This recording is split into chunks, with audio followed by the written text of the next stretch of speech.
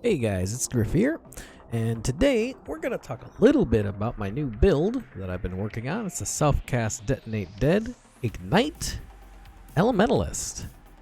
But before we get into the nit and gritty, we're going to go ahead and do my technically second Sirus fight on this build, but the first Sirus fight after I've kind of finalized where I want to be with it, so go ahead and do that. This is Awakener level 8, and I'm going to shut up now.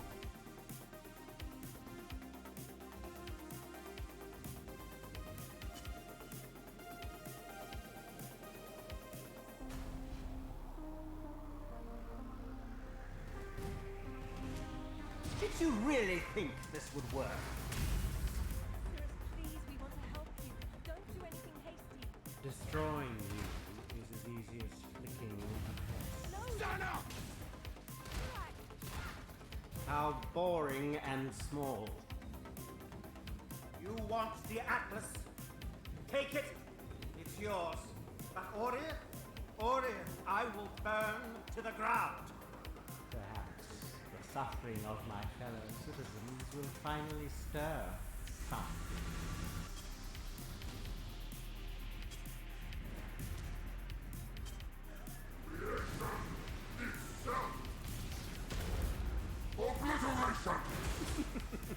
What's this? A real challenge? You've finally caught my attention.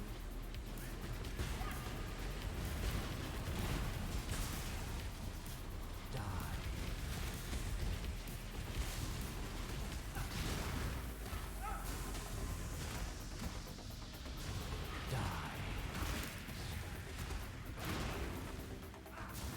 Your lives are meaningless!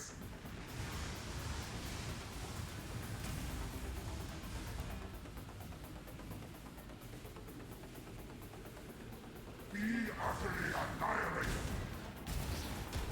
The others found strength in their projections. They became reliant on it. I'm not so foolish. Die. I have seen beyond. Die.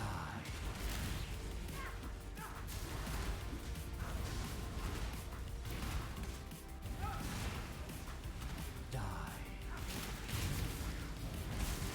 What beauty crumble!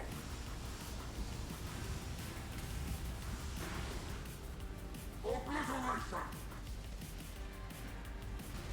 Be utterly annihilated! Fury of the cosmos! Is life really interesting enough to warrant all this pain? Die. I have seen beyond.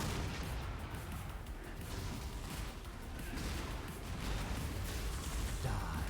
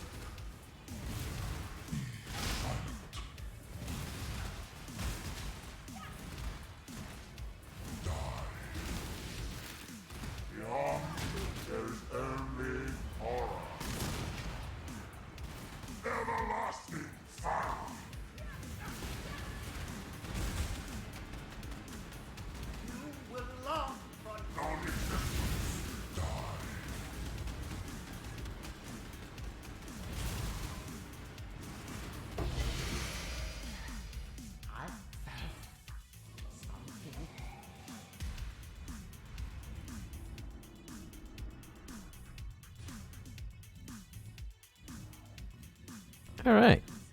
So, not the fastest boss killer, but I never really felt like I was in danger in that entire fight. Even to the point where I am able to tank a couple of die beams here and there, and we'll get into that.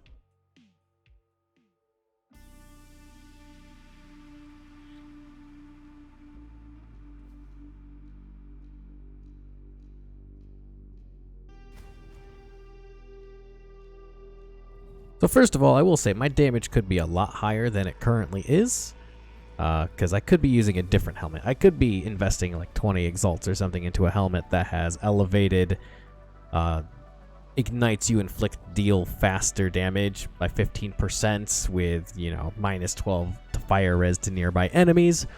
Like that would boost my damage by about 25%. That's a pretty significant boost. I could also be using Flame Surge. I probably should be using Flame Surge, but I'm not.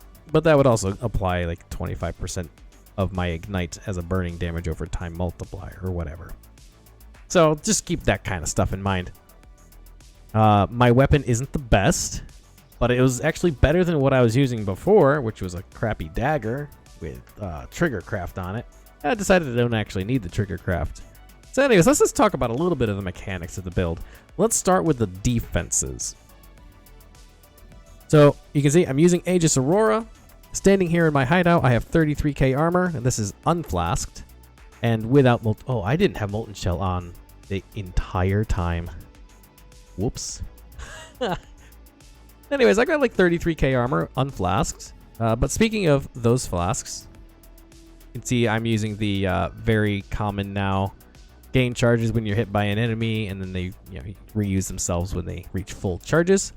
If I pop those, I'm at 48k. If I happen to have Molten Shell on, I'm at 53k.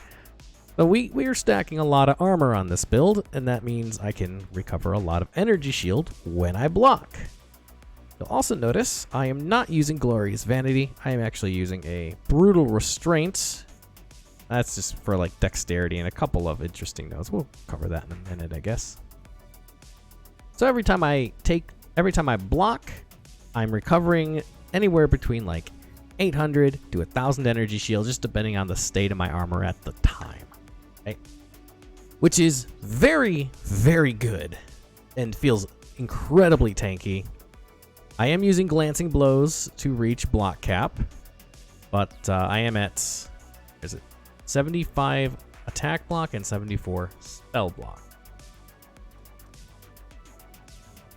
So what really is happening here is, as I'm taking damage, nothing bypasses my energy shield except chaos damage, and I'm taking this 30% of chaos damage does not bypass energy shield because it helps. The only thing this build really struggles with are damage over time effects, because I don't have a lot of regen. I have some, but not a ton. That said, I am immune.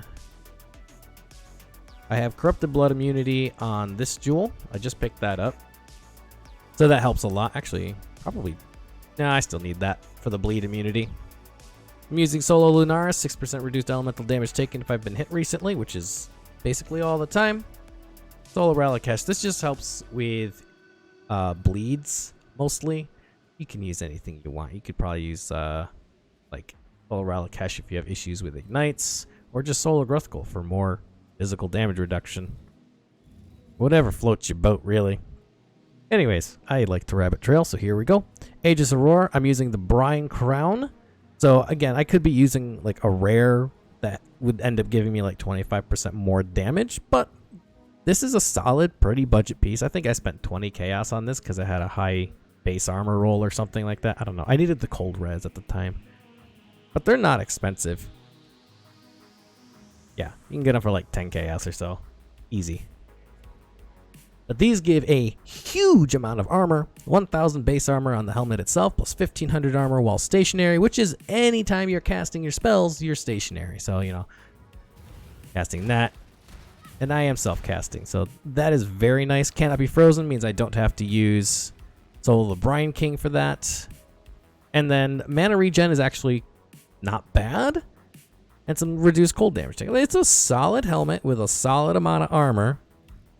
And it's cheap, so I kind of rolled with it. As for the chest piece, this is where most of the cost of the build came in, getting the fractured 100% increased global defenses on a grasping mail, so that I can then make it a rare and gain 10% of max life as extra mana maximum energy shield. Literally almost doubles my armor. I do have a little bit more investment into armor in my tree now, but this is a huge reason why I have so much armor. So if I take this off, go down to 20, like 21k armor, right? It's not a lot.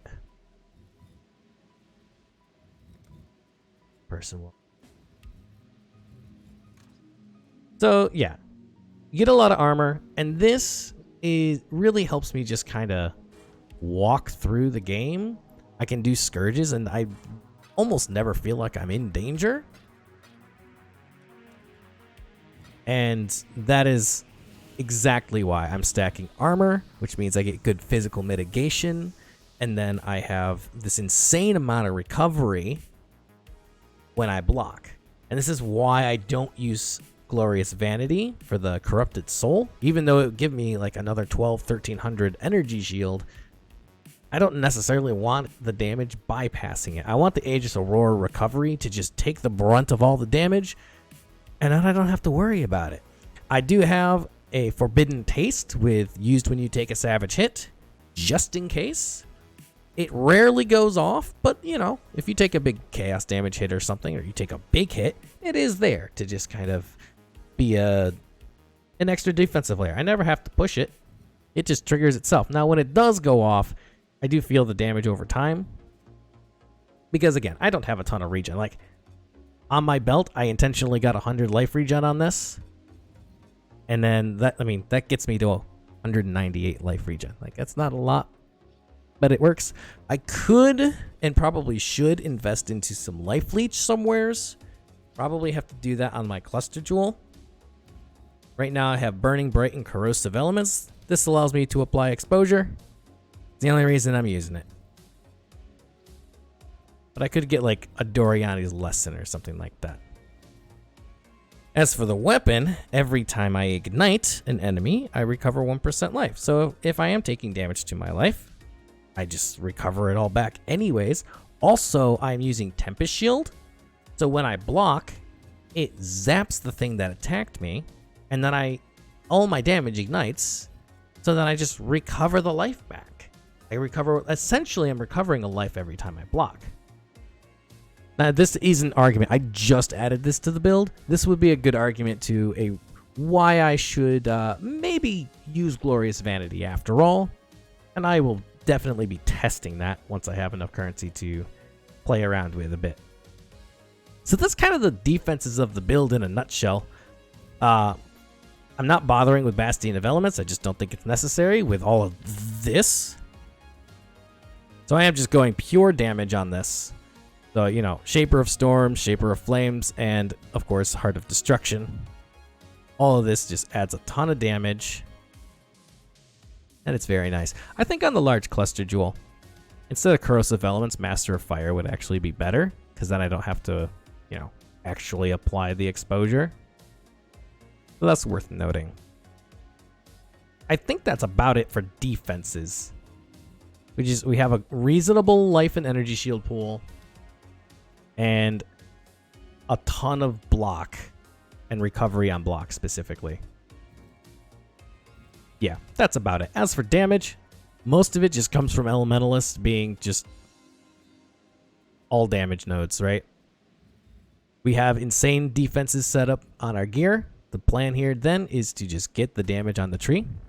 I use Barracks Respite for mapping, just to kind of do the pro lift thing. It helps with the clear.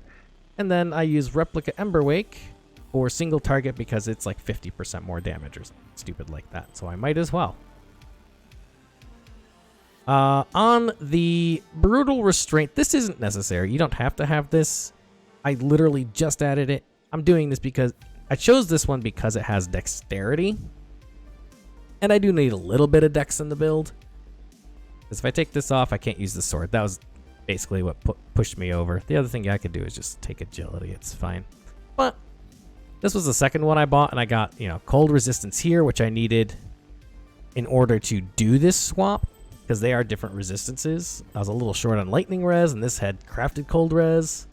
So getting that cold res there was really nice. And then I got elemental damage here, chance to avoid stun. I'm probably going to take Holy Dominion because it also has avoid stun on it. And I'm not like stun immune or anything like that. I got 50% avoidance right now. 30% of which comes from my Ghastly Eye Jewel here. So just something to keep in mind. This isn't necessary. Divine Shield because we're armor, because we might as well. I come over for Sanctum of Thought. This gives me 30% reduced extra damage taken from critical strikes. And then my Watcher's Eye is 59% reduced extra damage taken from critical strikes. So I'm almost immune to crits, essentially. This Watcher's Eye was, I think I spent 3x on this. It was not expensive.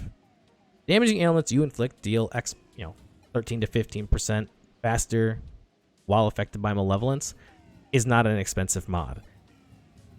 None of the determination mods are expensive. Get them together, you're probably paying a few exalts, 3, 4, 5 exalts or so.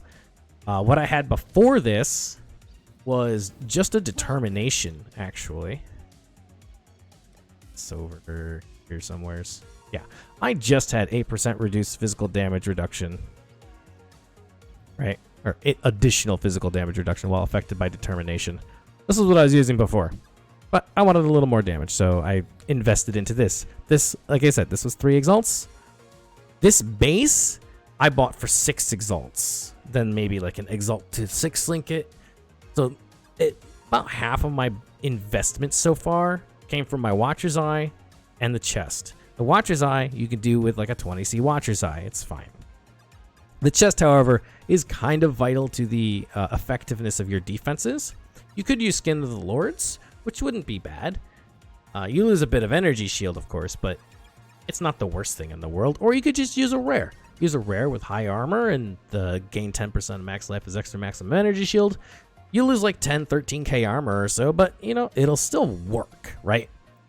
One thing I'm missing actually on my flasks is increased armor during flask effect. I don't have that anywhere because I've been lazy about rolling my flasks. The core items of the build are very cheap though. This is like 1 chaos item. I picked up this for like 25 chaos because it had onslaught on kill and I don't have another source of onslaught. And I'm like, well, whatever, I'll just buy that. That's fine. The amulet is very generic. It's got chaos resistance, damage over time multiplier, and just attributes. I don't need as many attributes as I have now that I have the Brutal Restraint though. But it's pretty generic. It could be a lot better. You could get like, fire dot multiplier with damage over time multiplier. Something with percent increased energy shield or increased armor. More life. A lot of options. For the Anoint, I'm using Disciple of the Unyielding because I want endurance charges, and that's currently the only way I generate endurance charges. It just helps.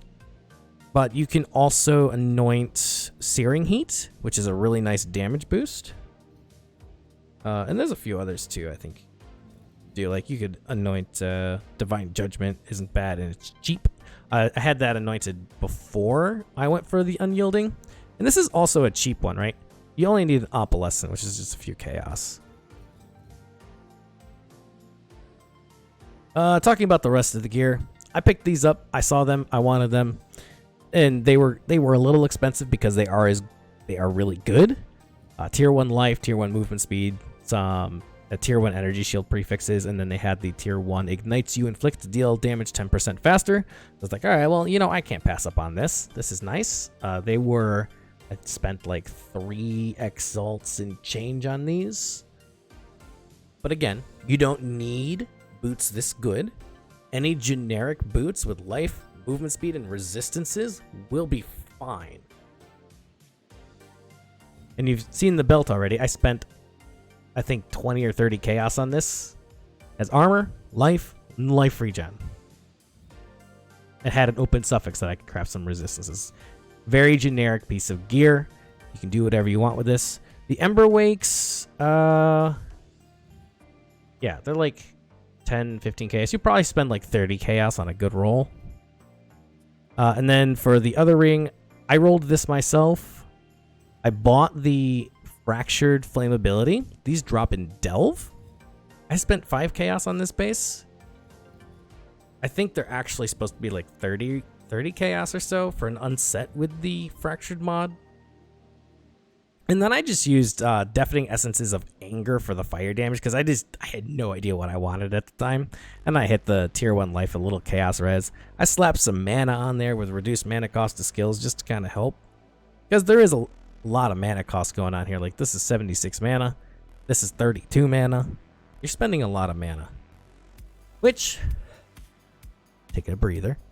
Which brings me to Disciple of Kitava. You do want to take this. It is definitely necessary. They're like 30 chaos. They're going down, so that's nice. This is definitely an essential piece. You have to have it because you're not going to be able to cast your spells without it. Right? I go through one thing here and I'm just like, it brings me right back up. It's very convenient. It helps a lot. And then, I slotted my Molten Shell in here. Val Molten Shell would be better, but yeah, it's more buttons to push. So whatever. And I put that on left click because again, more buttons. I'm already pushing a number of buttons. You will have seen me use a War Cry. I'm using Infernal Cry every once in a while when I'm doing single target. That just covers enemies in ash. Easy peasy, right? It's just a free 20% cover enemies in ash. It's really nice. You could also use Enduring Cry or nothing. You don't have to use it. Whatever floats your boat, I guess. As for the gems themselves, in my helmet, I have my auras with Determination, level 3 Enlighten, Malevolence, and Tempest Shield. The Enlighten, you do not need unless you want to run... where did I put it? Defiance Banner. Now, I'm using Defiance Banner because it's a nice boost to armor. I don't have a lot of increased armor. So the banner itself, I'm at 33k, gives me about 6k armor. So I invested into the level 3 Enlighten. You do not need a level 4, that's insane. And these Corrupted are about 2.5 exalts. So keep that in mind. You could also get a Corruption on this that is basically a level 3 Enlighten.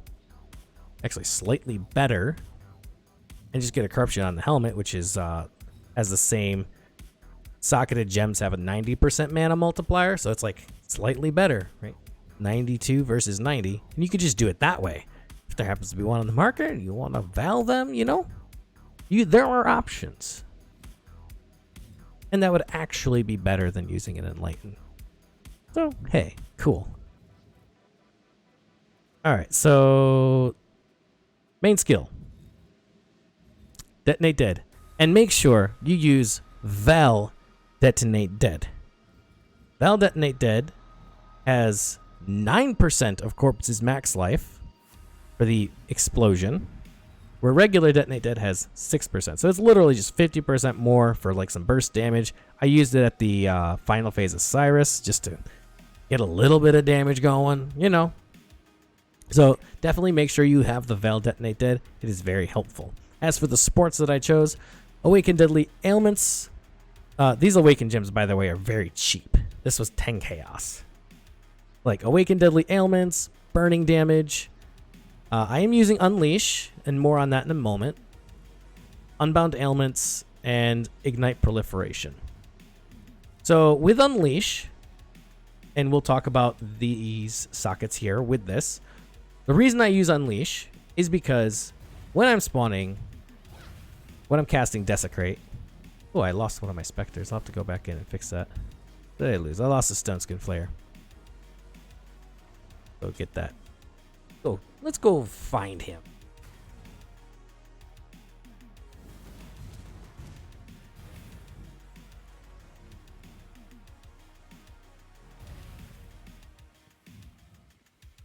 Where are you?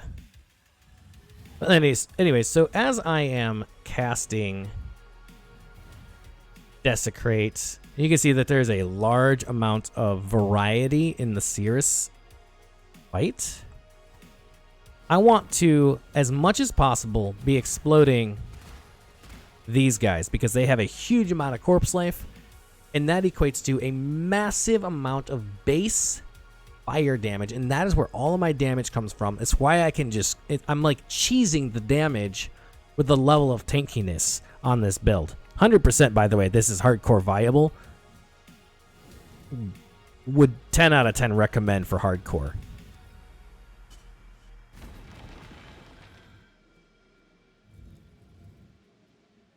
So the reason I'm using Unleash is just to increase my odds of actually exploding one of these, and that'll get me like the maximum amount of damage. If I were using just a single, like a damage support, I'd have to sit here and just cast over and over and over again like this, and that doesn't feel good, right? We don't want to do that.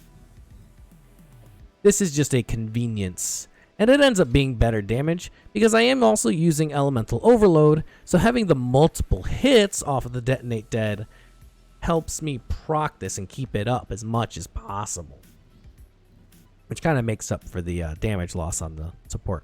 As for the tree, it looks like this. I like to come over here because I really like Soul Thief. Gives me some ES on kill, helps with my recovery when I'm not just blocking everything. But mostly I'm coming over here for that 30% of chaos damage does not bypass energy shield.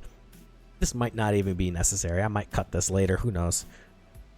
But it looks cool, and it's essentially 30% less chaos damage taken, because that's like the only thing you're going to die to. That and damage overtime effects. I could take Leth's Shade to help with damage overtime, but I'm not going to. Anyways, we want to make sure we're taking Melding, because we're a hybrid build. And Written in Blood, since we're, over here anyways, we get to take Growth and Decay. You can either travel through the life regen to save a passive point, or you can, come over here, take these. I probably should take these for the damage, but, you do you. Snowforged is a fantastic node. Now applying -5 to elemental resistances. I'm currently taking this 15 elemental res. I don't know if I need that anymore. Kind of? I kind of need it. I could probably finagle getting rid of that soon. If you don't take the elemental res, you can take the elemental damage leached as energy shield, or 40% increased effective non-damaging ailments. The exposure you inflict applies at least 18 to the effective resistance. Does nothing on an elementalist because you already get a bonus -25%, and that counts as your exposure. So don't take that node. It doesn't do anything.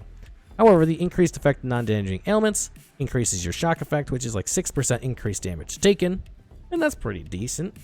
Otherwise, I would just take the ES Leech, because while we don't do a lot of hit damage, it's not nothing either. And it would give you, probably 340 energy shield regen effectively. We are taking the Undertaker. This is a great damage node. It gives you some life regen. We don't really care about the Desecrate and Unearth Max Corpses thing. What we do care about is this corpses you spawn have 20% increased maximum life between these two nodes. That is 20% more damage. So keep that in mind. 20% more damage from those. Definitely worth coming and taking this. And that is why we're on this side of the tree. This pathing looks a little wonky. You could take the intelligence nodes instead of the AoE nodes, but area of effect is nice, so I opted to do that. I come up here for some spell block and some mana regen, just to help me get my spell block capped. Take this jewel socket, and I come up here, path through the life, take these, obviously. I have the fire damage overtime multiplier mastery on this one. And I have the 20% chance to cover enemies in ash when they hit you on this one, which is also nice. If you don't want this because you're using Infernal Cry, and why, Gryph, would you do both? Then you can just take the fire exposure or the fire exposure for some more damage. I like this because as I'm mapping and stuff is hitting me, I'm not pushing an Infernal Cry, and covering enemies in ash slows them down. So, there is that little factor. As for the large cluster jewel, Burning Bright is nice because the AoE. I'm using Corrosive Elements because it was cheaper than trying to get one with Master of Fire. Getting one with Master of Fire was like multiple exalts. This cluster jewel, I think I spent exactly 1x on, and it gets the job done. Again, and then I have just like a rare jewel. Rare jewels, by the way, very strong on this build. You can get like upwards of 14% damage over time multiplier. And you can get this, damage ailments deal damage 5% faster. Rolls up to 6, I think. Yeah, rolls up to 6%. You get a lot of damage on your rare jewels. It's definitely worth picking up the jewel sockets if that's something you want to do, if you've got good jewels. So like I could use a rare jewel here instead of Brutal Restraint. Like I said before, I opted to do this because I needed the dexterity. And this jewel does have some good mods. I hit something really nice. I got cold resistance, elemental damage, and then some chance to avoid stun, which is helpful. We do not need to take the notable. Don't take the notable. It's not a good idea. We do take the mana reserve wheel, so we can fit all of our auras, and then the mastery is the mana reservation efficiency, again, so we can fit all of our auras. It helps. We want to travel down to glancing blows, take sanctuary, helps with resistances, helps get you gear block capped.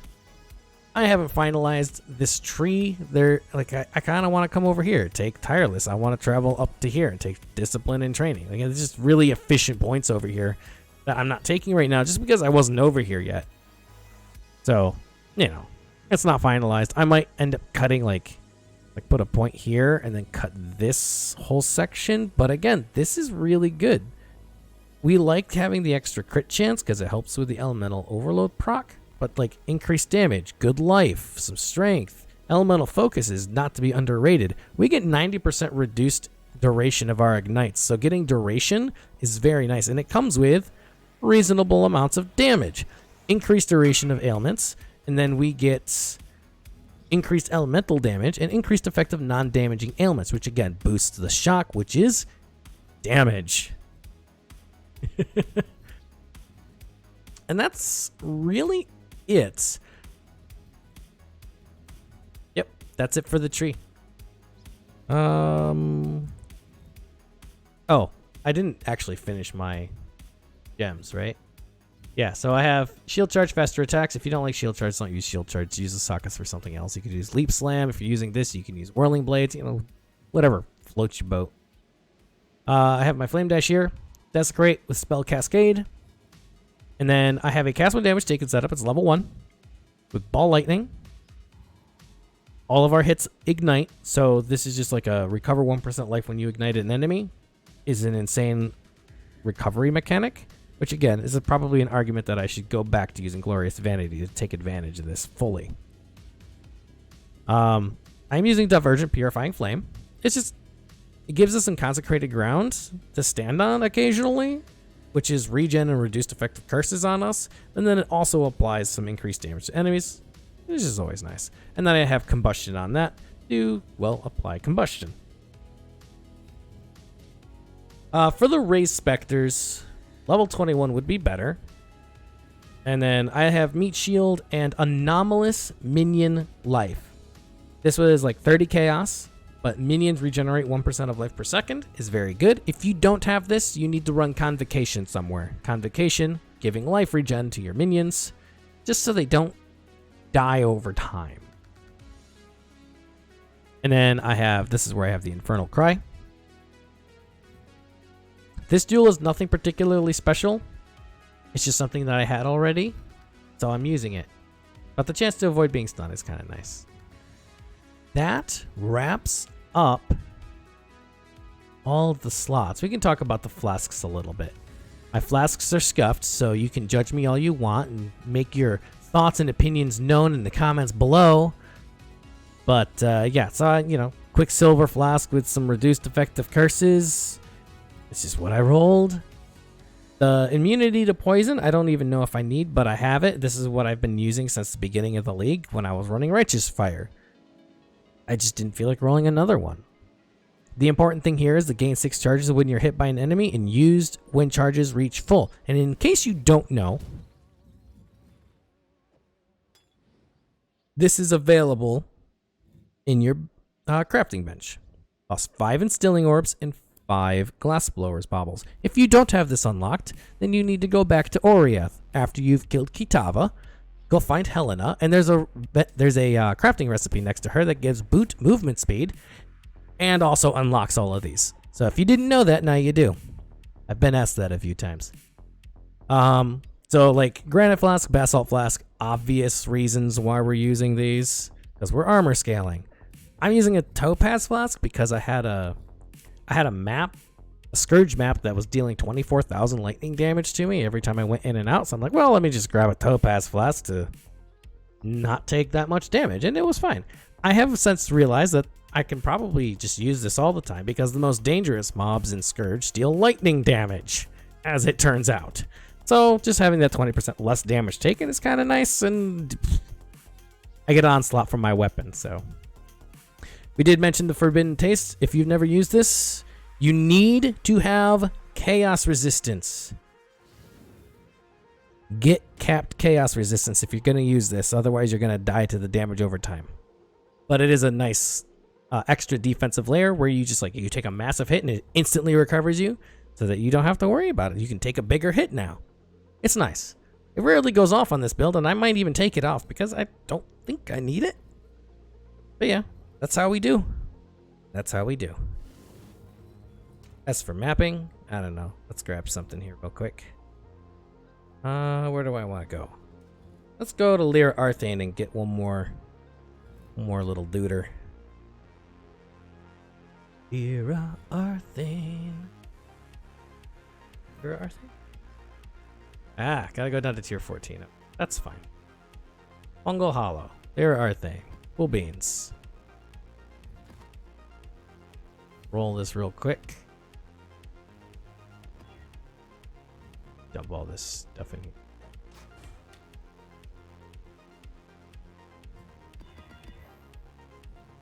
Oh, map mods. That's worth noting. The only map mod you really need to avoid is 70% chance to avoid elemental ailments, because that's just obnoxious and annoying to have to deal with. We'll slap a breach on here. We're in Lyra Arthane, so I don't really feel like adding any dailies. Just run the map.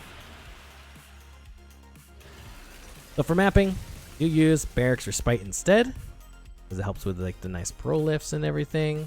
It's good stuff. Good stuff.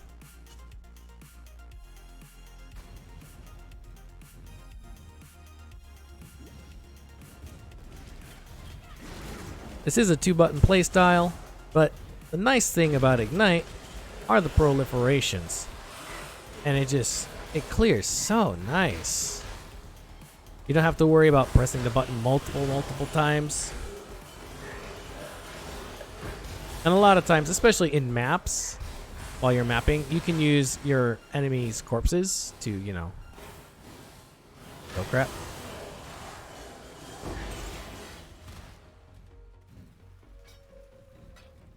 So you don't always have to just keep reapplying the thing.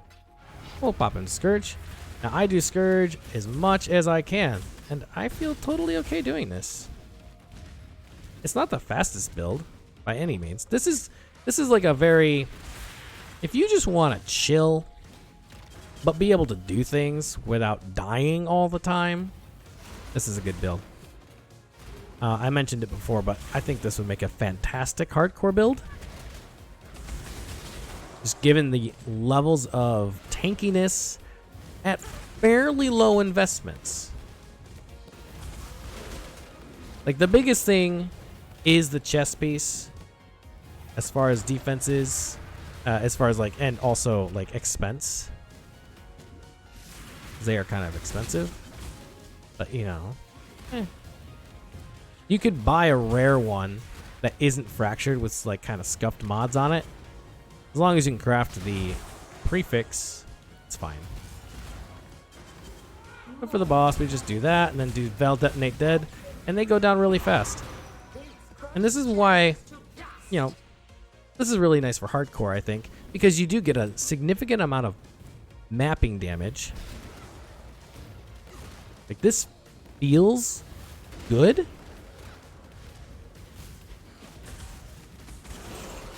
And I feel good going into Scourge and being surrounded by a million enemies.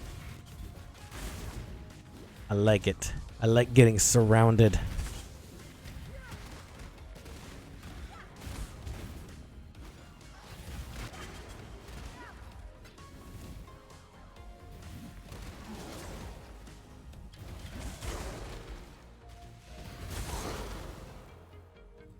I have not come up with a clever name for this yet. I don't know. Nothing's kind of clicking with me yet. So if you have an idea for that, leave it in the comments below. I think that's gonna just about wrap this up. Only a few monsters left, and we'll kill the Metamorph. Go in here probably 2 more times. Oh god, this is not the spot I wanted to be in. This is a really bad showcase of going into Scourge. I usually get over 150 in my typical Scourging. It's probably just because I'm rambling on, but that's okay. What do we got? These guys. Kill the Metamorph.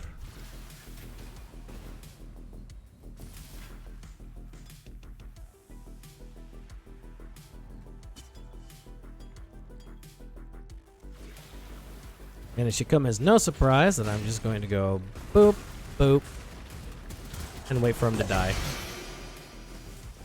Easy. Again, a reminder that Val Detonate Dead will basically guarantee that you have the maximum damage output, as well as itself being 50% more damage.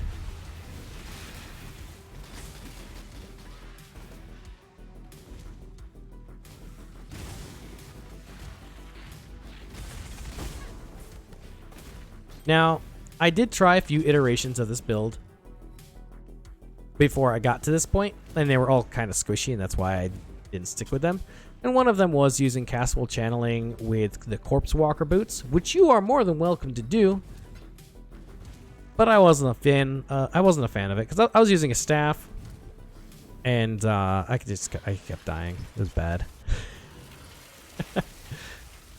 So I ended up with just going. I tried Spellslinger at one point, like with Poet's Pen and stuff like that. I think Poet's Pen with the Squire Shield would be really fun. It'd be a different setup because obviously you don't have the Aegis Aurora anymore.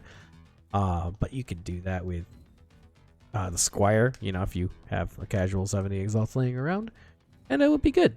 So hey, if you made it this far, thank you so much. Consider leaving a like and a subscribe, and hey, let me know your thoughts, your feelings. We're all about that here. Leave that stuff below. I'm Gryph. We're gonna insert a catchy phrase here, and peace out.